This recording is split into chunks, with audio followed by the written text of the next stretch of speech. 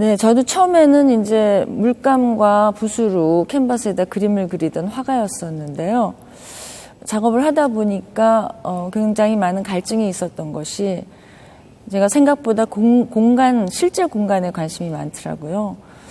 그래서 그 작은 캔버스 또는 종이 작업에서 그 스케일에 대한 어떤 갈증이 있었고, 컴퓨터를 제가 학교에서 이제 처음 접하게 됐는데, 원래 처음에는 그 워드를 치러 들어갔다가 그림판을 만났어요. 그림판을 만나서 거기서 이제 어떤 백지에서 다양한 형태들이 신속하게 효율적으로 탄생하는 것을 보면서 그 도구에 제가 관심을 갖게 됐고, 나중에 포토샵으로 옮겨서 거기서 이제 픽셀을 벽돌 삼아서 작업을 하기 시작하면서 뭔가 다양한 스케일의 작업이 가능하게 됐던 것 같아요. 1997년부터 컴퓨터 작업을 시작했는데요. 초기에는 추상적인 도형들을 많이 그렸었어요. 아무래도 픽셀이라는 게 정사각형 모양의 어떤 벽돌 역할을 하다 보니까 창문이라든가 뭐 건물이라든가 이런 어떤 도형들이 주를 이루었었는데요. 2010년도에 제가 남녀 라카룸의 벽화를 뭔가 맡게 된 계기가 있었어요. 그때 이제 그 남녀를 구분하기 위한 픽토그램을 떠올렸고, 그때 이제 처음으로 픽토그램이 탄생을 했습니다. 네, 여기서도 이제 픽토그램이 보이는데요. 그동안 그 픽토그램 2010년도에 탄생한 이후에 여러 가지 그 기능을 했었어요. 픽토그램이 예를 들면 화장실 표지판이 되었던 적도 있었고, 또 어린이 미술관에서 어린이 합창단 조각으로 탄생한 적도 있고, 근데 이번에 보여지는 그 뒤에 보이는 이 픽토그램들은 이번 그 화성문화재단이 주관하고 로얄 엑스파크에서 열리는 개관전을 기념하기 위한 일종의 무도회예요. 공중에 매달려 있다 보니까 이제 공중 무도회가 되는 거죠. 그래서 이 전시를 기념하는 어떻게 보면 축하 공연을 하는 그런 작업이라고 얘기할 수 있습니다. 기하학이라면은 굉장히 견고하고 부동에 움직이지 않는 어떤 질서에 관한 얘기라면은 유기적 기하학은 좀 더 운동감이 있고 리듬감이 있는 어떤 그러한 기하학을 추구하는 방향성을 가지고 있어요. 그래서 제가 영상이나 이런 작업을 하는 이유도 뭔가 기하학적인 도형에 움직임을 주기 위한 건데, 지금 뒤에 보시는 저 브레이크 댄스 같은 경우에는 정적인 상태에서도 뭔가 운동감을 느끼게 만드는 그런 어떤 픽토그램들의 춤이라고 얘기할 수가 있죠. 그래서 저거 역시 그 공중 무도회와 마찬가지로 이번 전시를 축하하는 일종의 공연입니다.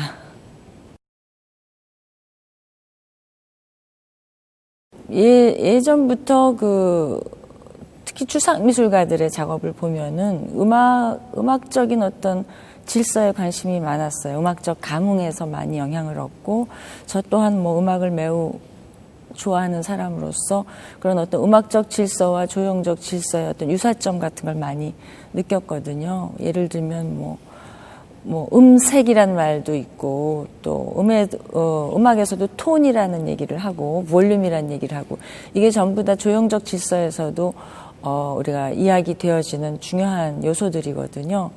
그런 면에서 음악에 당연히 관심이 있었고, 이제 영상 작업을 하면서 그 전에는 기존의 음악을 사용해서 도형들을 안무를 했거든요.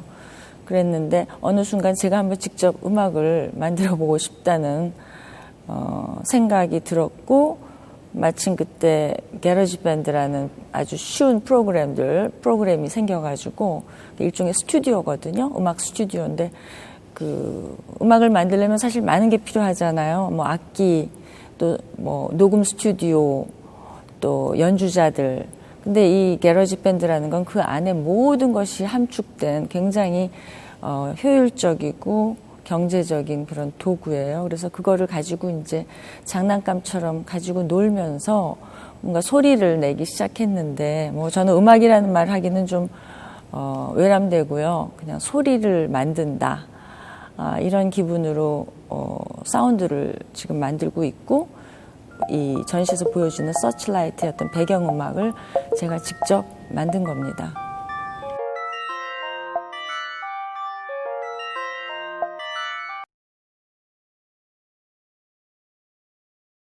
저는 항상 그 디자인과 미술의 경계에 관심이 있는 사람으로서 그 아주 지금 유능한 우리 문승지 디자이너랑 같이 전시를 하게 돼서 어떤 그런 경계를 가늠해 볼 수 있는 굉장히 좋은 기회를 얻게 된 것 같아요.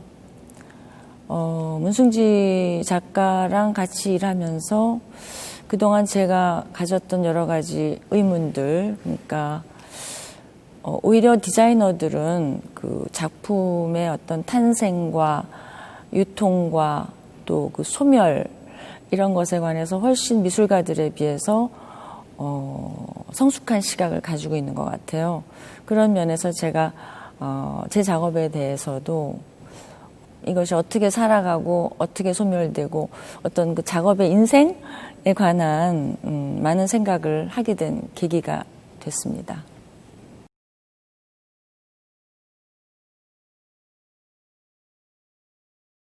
제가 그 마로니에 공원 앞에 말나무라는 조형물을 세운 적이 있어요. 그 말나무는 프랑스 작가 로베르 필리우라는 사람이 한 이야기를 바탕으로 만들어진 건데요. 그 내용이 예술은 삶을 예술보다 더 흥미롭게 하는 것이라는 어떤 내용을 가지고 있어요. 굉장히 알쏭달쏭한 얘기 같긴 한데요. 삶과 예술의 어떤 위계질서에 관한 얘기거든요. 보통 이제 뭐 삶은 비루하고 예술은 환상적이다라고 생각하는 경향이 많은데 그 말이 뜻하는 바는 삶이 예술보다 훨씬 더 흥미로울 수 있다. 그런데 그것을 만드는 것은 예술가다. 어쩌면 순수 미술과 디자인의 관계를 얘기하는 것일 수도 있고요. 다양한 해석이 가능할 거라고 생각을 해요. 그래서 어떻게 보면 저의 어떤 예술의 목표 라는 것도 어떻게 보면은 삶을 예술보다 더 흥미롭게 하는 것, 삶과 예술의 어떤 위계 질서가 없어지는 것, 이 세상이 다 예술적으로 사람들이 받아들일 수 있는 어떤 그런 상태를 꿈꾸고 있는 것 같아요.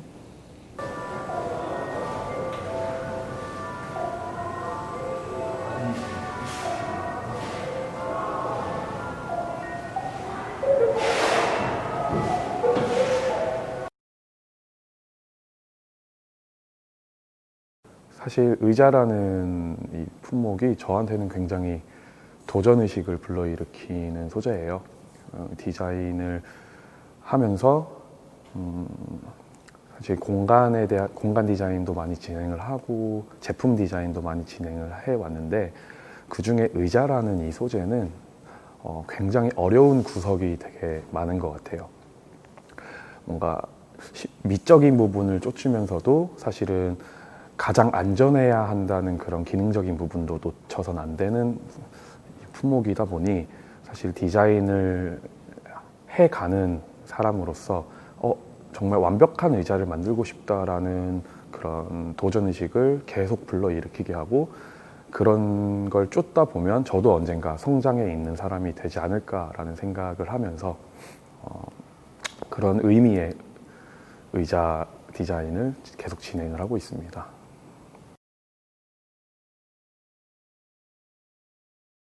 사실 홍승혜 선생님 같은 경우는 제가 이런 이전부터 작업 활동을 하면서 굉장히 존경을 하던 선생님이셨고요.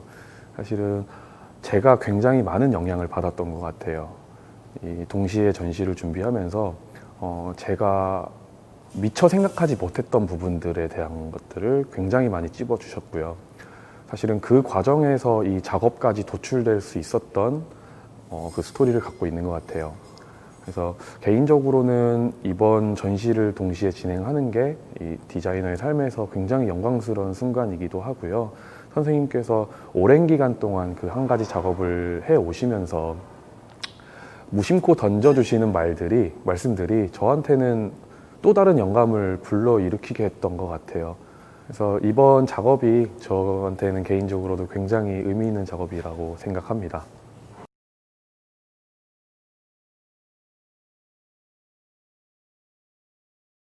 사실 저한테는 버릇 같은 게 하나 있어요. 오래전부터 이렇게 버릇처럼 하는 행위들인데 뭐냐면 그냥 일상에서 아니면 그냥 누군가와 대화를 할 때 아니면 길을 걸을 때 모든 걸 다 키워드로 생각하는 버릇이 있어요.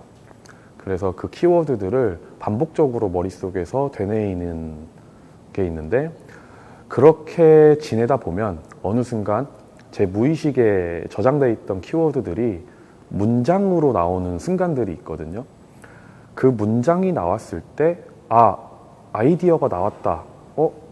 이 문장이 디자인되면 좋겠다라는 생각을 하는 것 같아요. 그리고 실제로 제가 디자인 작업, 그리고 이런 아트 작업 활동을 하면서도 그런 버릇들이 실제로 작업에 연결이 되는 것들이 굉장히 많았고, 그래서 저는 이제는 그런 저의 버릇에서 그치지 않고 사실은 이걸 시스템화하고 싶은 생각을 갖고 있어요. 그래서 스토리즘이라는 개념에 대한 고민들을 시작하게 됐고, 뭔가 무의식에 이런 키워드들을 계속 넣을 수 있는 방법은 뭘까? 사실은 이건 아직은 저의 습관인데 이거를 훈련하려면 어떻게 해야 될까에 대한 고민들을 하고 있는 것 같아요. 그래서 사실 제가 좀 더 이런 작업 아카이브가 더 쌓이고 또 고민도 더 깊어지는 시기가 됐을 때는 내가 그때 그렇게 했던 버릇들이 이제는 하나의 개념이 되고 그게 내가 디자인하는 방법론이 되지 않을까라는 생각을 하는 것 같아요.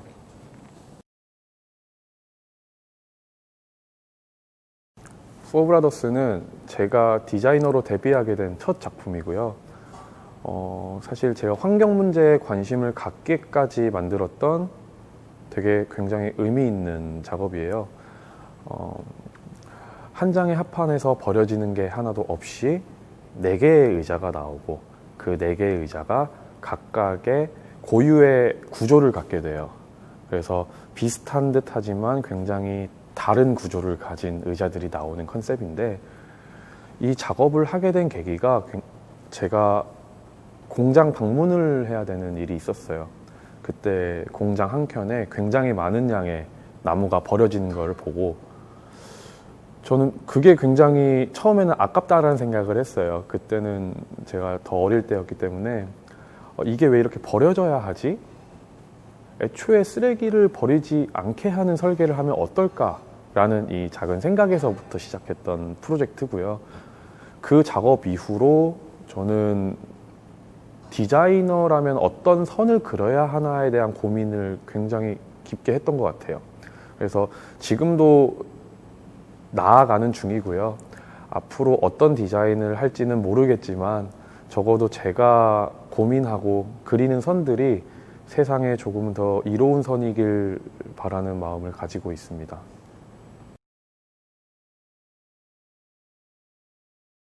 애니메이트 시리즈는 생명 그리고 살아있는 것에 대한 이야기예요.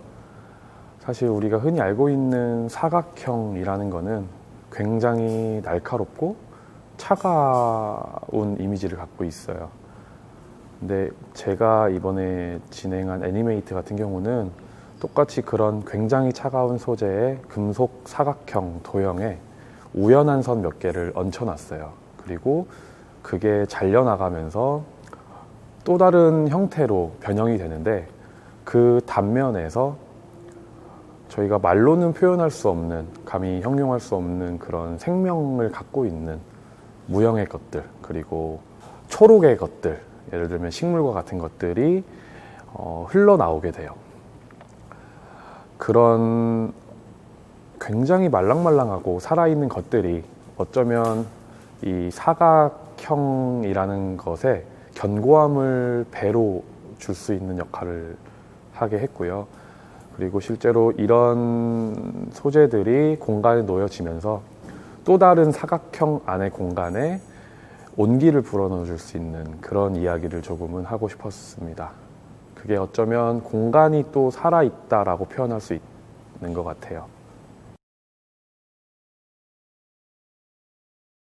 사실 제가 처음에 전시를 위해서 이 공간에 방문했을 때 그 처음에 느꼈던 감정을 끝까지 갖고 가고 싶었어요. 그게 처음에 들어오자마자 제가 느꼈던 공간, 그리고 보이드 공간이 주는 에너지가 사실은 지금 애니메이트라는 작업까지도 연결됐던 것 같아요. 뻥 뚫린 이 보이드 공간 안에 어쩌면 이 공간이 또 다른 사각형일 수도 있겠다라는 생각을 했고, 그 안에 무언가 삶이라는, 아니면 살아있는 것에 대한 그런 온기들을 불어넣고 싶었고요. 그게 지금 애니메이트라는 스토리와 맞아 떨어지면서 어쩌면 이 공간에 놓여지는 이 조형물들이 이 공간에 힘을 더 주지 않나라는 생각을 하고 있습니다.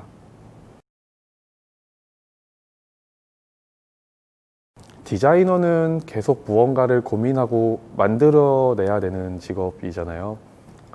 그러다 보니까 어느 순간부터 이 선 하나하나를 그리는데 굉장히 고민이 많아졌어요. 제가 사실은 환경 문제에도 관심을 많이 갖고 있는데, 항상 디자인을 하면서 버려지는 것들에 대한 것들을 보면서 어쩌면 디자이너라는 직업은 이 물건이 나오기 전부터 그걸 설계를 통해서 세상에 조금은 더 이로운 선을 그릴 수 있겠다라고 생각을 했어요. 그래서 앞으로 나오게 될 새로운 것들이 나온다면 조금은 더 세상에 이로운 것이어야 하지 않나라는 생각을 하게 됐고요.